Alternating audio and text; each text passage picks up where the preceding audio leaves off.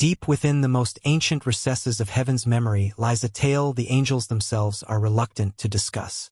Legend whispers of a single angel who stood paralyzed in the very moment God pronounced judgment upon Lucifer. Unlike the others, frozen in place, he took a step forward. He wasn't siding with the rebellion, nor was he defying God. His motive was simpler, yet infinitely more complex. A desperate attempt to salvage a soul already deemed beyond redemption. That single act of compassion, born of pure intent, would cost him everything. In heaven, obedience isn't merely a virtue. It is law, and love, even when untainted, directed toward a forbidden object, is indistinguishable from treason. Who was this angel? What drove him to such a daring act of defiance cloaked in mercy? And how did the Almighty respond to this celestial being who dared to reach out and save the devil himself? This is the saga of the angel who attempted to rescue Lucifer, facing God's unyielding judgment head-on. Before we delve deeper, if stories of this nature resonate within you, please take a moment to like, subscribe, and activate notifications. Let us together explore these profound biblical mysteries, fortifying our faith as a community here at Bible Breakdown Hub. The war in heaven concluded with a light so blinding it sent tremors through the very stars. When the echoes of rebellion finally subsided, an eerie silence descended upon heaven. It wasn't the tranquility of peace, but the stunned hush of disbelief. Every angel had chosen a side. The faithful stood bathed in God's radiant light. Those who had rallied behind Lucifer plunged into the abyss, consumed by flames never intended for celestial beings. But amidst this deafening silence, one angel remained unmoved. He lingered at the very edge of heaven, his gaze fixed upon the fallen as they vanished beyond the horizon of forever. He watched friends, once his companions in song, torn from glory, their screams echoing as they plummeted into an endless darkness. His hands trembled, not from fear, but from the profound heartbreak that gripped his soul. The other angels retreated to their stations, wings folded tight, their faces masks of holy resolve.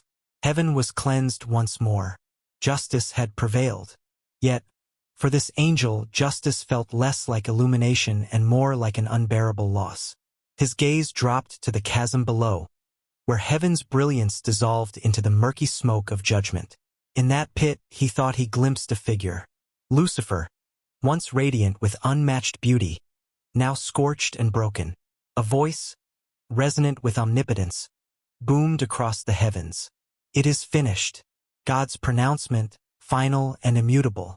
Yet the angel hesitated. He dared not utter a word. Not yet. But within him, a whisper began to grow, eclipsing even heaven's profound silence. What if he could still be saved? That question, unthinkable for any angel, set everything in motion. Mercy for one already condemned. He desperately tried to suppress it, reminding himself of the common refrain. Lucifer chose his pride. He sealed his own fate. But his heart refused to listen. It was as if something within his spirit had been rent open. He recalled the dawn of creation, when Lucifer still stood beside the throne, their voices intertwined in harmonious song. When light was undivided, and heaven was unscarred. That memory now haunted him, refusing to release its grip. He closed his eyes, his wings trembling around him. Angels sang songs of victory, their voices like rivers of fire, but he could not join their chorus. Every word of praise felt heavy, almost sacrilegious. And when he looked down again into that abyss, something extraordinary occurred. He saw movement. One of the fallen, Lucifer himself, reaching upward weakly, as if fighting against the relentless pull of eternal darkness. And in that instant, his heart betrayed his duty. He took a step forward. Just one step. That was all it took. The light surrounding him flickered, as if heaven itself questioned his intentions. The other angels turned, sensing an anomaly, a hesitation, something dangerous. One of them, a mighty warrior with eyes like molten gold, called out, "Brother, where are you going?" But he offered no reply. He couldn't, for he himself didn't know. All he knew was that he could not stand idly by and watch a soul, even Lucifer's, be erased from existence.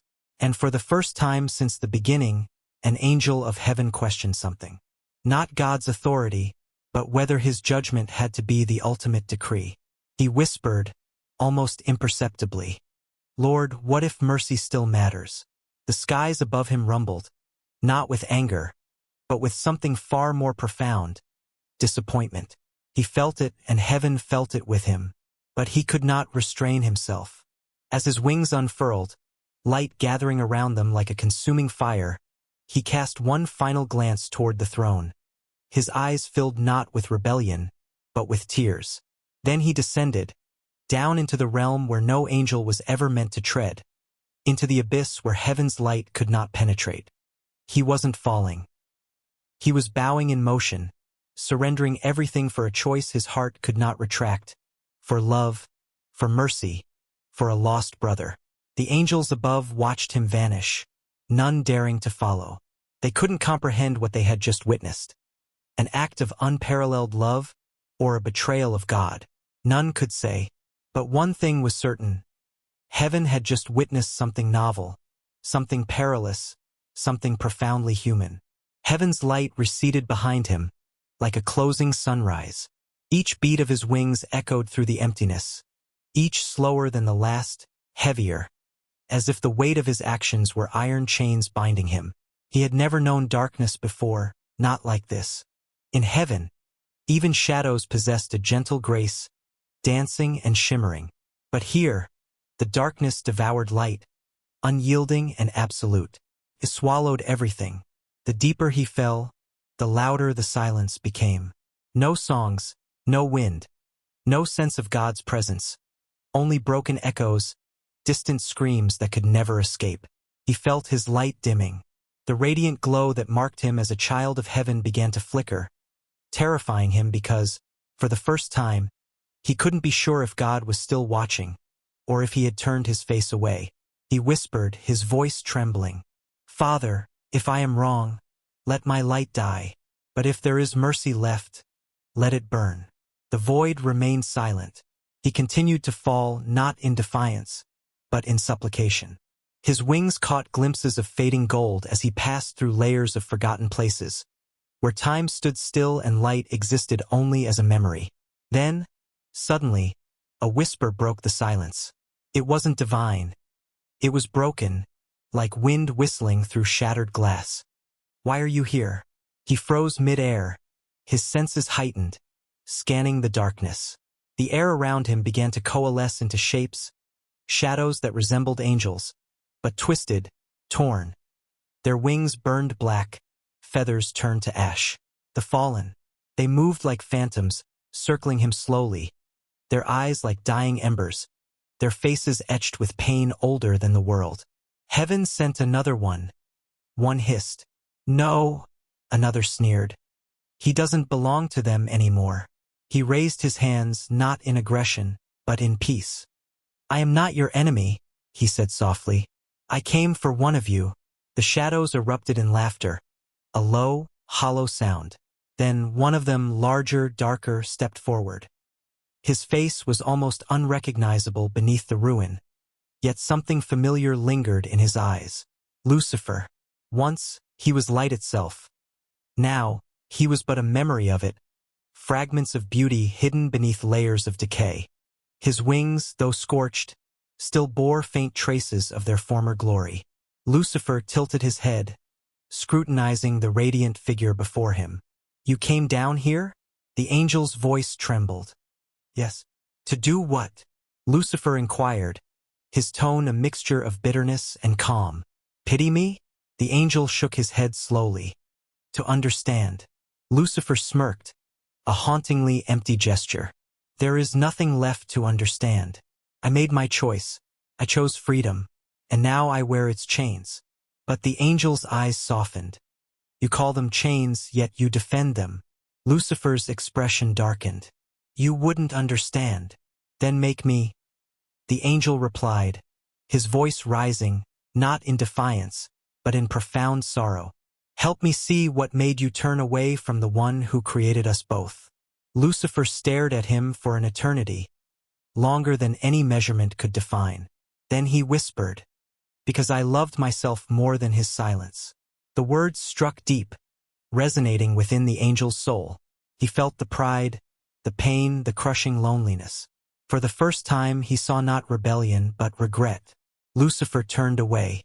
"You shouldn't be here. If he sent you, you've already failed. And if you came on your own—" He paused, his voice cracking like thunder during a storm. "Then you're no longer one of them." The angel's heart ached.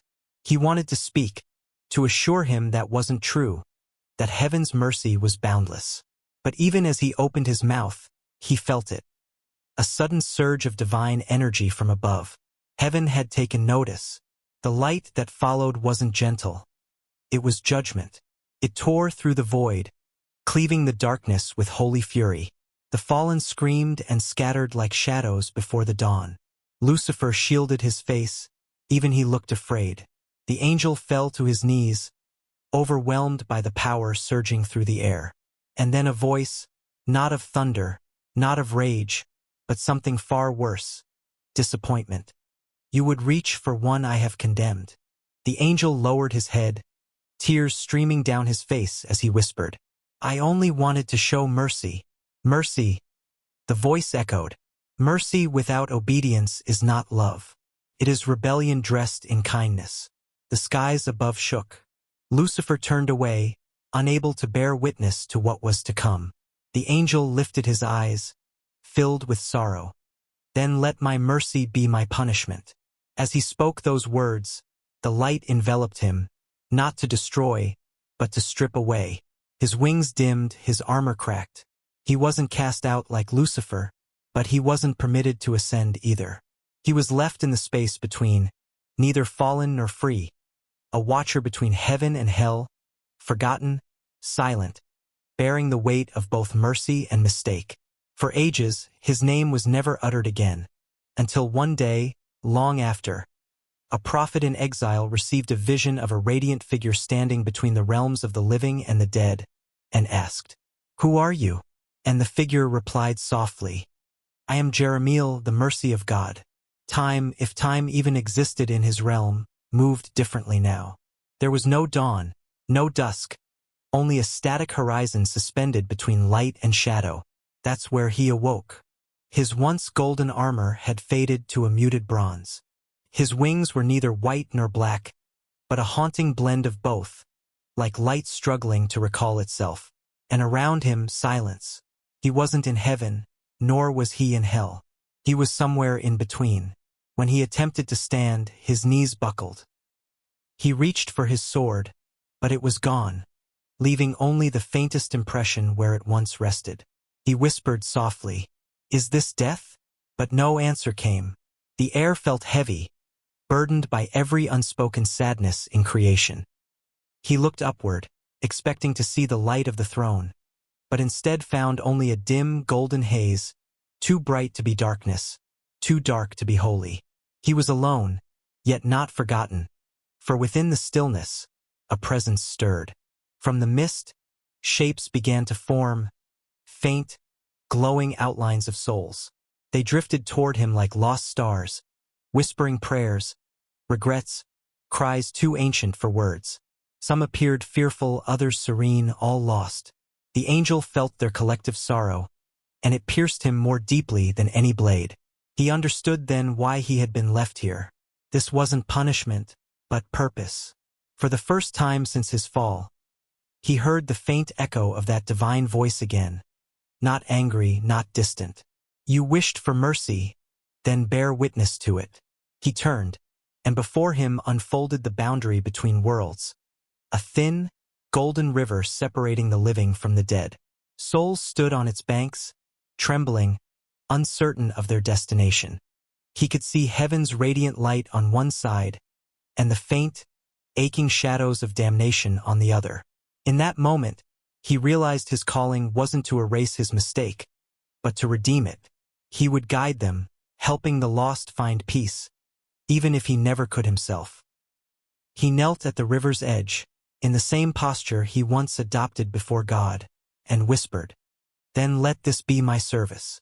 A warm wind swept through the air, almost like a sigh from heaven itself. From that day forward, whenever a soul departed the world of the living, they would see a figure waiting at the edge of eternity, not shining like the other angels, nor terrifying like the fallen, but gentle, his eyes filled with sorrow, his wings touched by twilight. He never introduced himself, never spoke of his past. But those who saw him sensed mercy in his silence, a strange, quiet comfort in his presence. Some would later speak his name with reverence, others with fear. Jeremiel, the angel who watches over the souls of the dead, who weeps for what heaven lost and what hell became. Even now, it is said that when a righteous soul passes from the earth, a soft voice greets them at the veil. Do not fear. You are seen. You are loved. You are forgiven. That voice is his. Once an angel who questioned judgment, now the angel who carries mercy through the gates of eternity. Not a rebel, not a hero, but something far rarer. A reminder that even in heaven, love comes at a cost. The river flowed serenely that day. Souls drifted slowly through the golden mist like leaves carried by a gentle breeze. Jeremiel knelt beside the water, tracing faint ripples with his fingertips. Each ripple carried a prayer, a memory, a heartbeat once vibrant. He had grown accustomed to the quiet. The ache of solitude had become almost sacred, until that moment, when the air began to shimmer, a sound cutting through the stillness. Wings unlike those of the departed. These were powerful, radiant, alive with heaven's fire. He didn't turn immediately. He already knew who it was. The light intensified, reflecting off the golden surface of the river until a figure stepped through it. Tall, armored, his very presence shaking the air. Michael, the archangel of war, the defender of heaven. Jeremiel rose slowly, his once golden armor now dull in comparison to Michael's brilliance. For a moment, neither spoke. The air between them crackled with years, centuries of silence, of questions that never found words. Finally, Michael broke the silence. Lucifer still whispers your name. Jeremiel's heart skipped a beat. He hadn't heard that name spoken aloud in eons. He remembers you as the only one who reached for him, Michael continued. He calls you the merciful fool. A faint, sorrowful smile touched Jeremiel's face. Perhaps I was, but even fools have purpose. Michael studied him, his expression a mix of admiration and grief. You risked everything for one who spat upon the light. For that, heaven could have erased you. Jeremiel met his gaze with unwavering conviction. I didn't risk everything, Michael. I gave everything, and somehow I was still given more. He gestured towards the souls drifting by. Look at them. Lost, broken, imperfect, yet loved enough to be guided home. If this is exile, then I welcome it. Michael turned his attention to the souls, tiny sparks of mortal lives shimmering like embers. For the first time, his armor seemed to dim slightly, humbled by the sight. He whispered, You always saw what we didn't. Jeremiel's eyes softened. No, I only saw what I was meant to feel. A quiet descended upon them once more, but this time it wasn't strained. It was sacred. Michael finally looked at him and said, Heaven hasn't forgotten you, Jeremiel. You were punished for compassion, but heaven still calls you one of us. Jeremiel bowed his head. I am what he made me to be. Even in the silence, Michael hesitated, then stepped forward and placed a hand on his brother's shoulder. The touch glowed softly, like sunlight breaking through clouds. You may never return, but the throne still shines on you. Remember that. Jeremiel closed his eyes, a tear glistening in the light. Then tell him I never stopped loving him. Michael nodded, and with a burst of light, unfurled his wings once more. Before departing, he turned one last time. You're still an angel, Jeremiel. Don't ever let your sorrow convince you otherwise. And then he was gone, swallowed by heaven's fire. Jeremiel stood alone again, the air still warm from Michael's presence. He looked at the river, at the souls still drifting, and whispered, Even warriors need mercy. And from the heavens above, for just a fleeting moment, he thought he heard the faint sound of God's voice, not a thunderous decree, not a legalistic judgment, but an acknowledgement. The song faded, Every angel had returned to their duties, but the celestial chorus now carried a subtle discord. The glory of heaven remained untouched, radiant as ever, yet a tremor ran beneath its brilliance, a dissonance only the most attuned souls could perceive. It was as if love itself had been wounded, leaving an invisible scar upon the very fabric of paradise. And there, amidst the unwavering light and echoing hymns, stood Jeremiel, the angel whose tears had once fallen upon heaven's floor, a stain of sorrow the celestial realm itself could not forget. He had not spoken a word since that fateful night, the echoes of Michael's pronouncements still ringing in his memory. His eyes, once brimming with the gentle warmth of creation, now held a depth of something almost human, a profound sorrow that mirrored the void he had witnessed. Other angels instinctively avoided his gaze, their wings rustling nervously as they passed. Some feared that pitying him, even for a moment, might make them question the unyielding obedience that defined their existence. Others simply didn't know what to say to a being who had dared to feel something heaven was never meant to comprehend. Heartbreak, a chasm of empathy had opened within him, separating him from the unified harmony of the celestial host. One morning, as golden light painted the endless canvas of heaven's sky, Jeremiel stood by the edge of the celestial gates. Beyond them lay the desolate expanse where light surrendered to the void, the haunting realm where the fallen ones had vanished into eternal shadow. He didn't look down in defiance, his eyes blazing with rebellious fire. He looked down in silence, a quiet contemplation that resonated more powerfully than any act of dissent. He wasn't questioning God's judgment. He was questioning himself. Why did I feel mercy when I was meant to feel judgment? The question echoed within the chambers of his heart, a lonely refrain in the symphony of heaven. It wasn't rebellion that fueled his turmoil. It was confusion, a deep-seated pain, and the overwhelming longing to understand the very heart of the one he served. For in all his celestial glory and unmatched wisdom, Jeremiel had never known that even obedience, when divorced from compassion, could inflict such profound hurt. Then came the voice, not a thunderous boom, not a raging wind, but something far more profound, a vibration that seemed to ripple through the very essence of existence.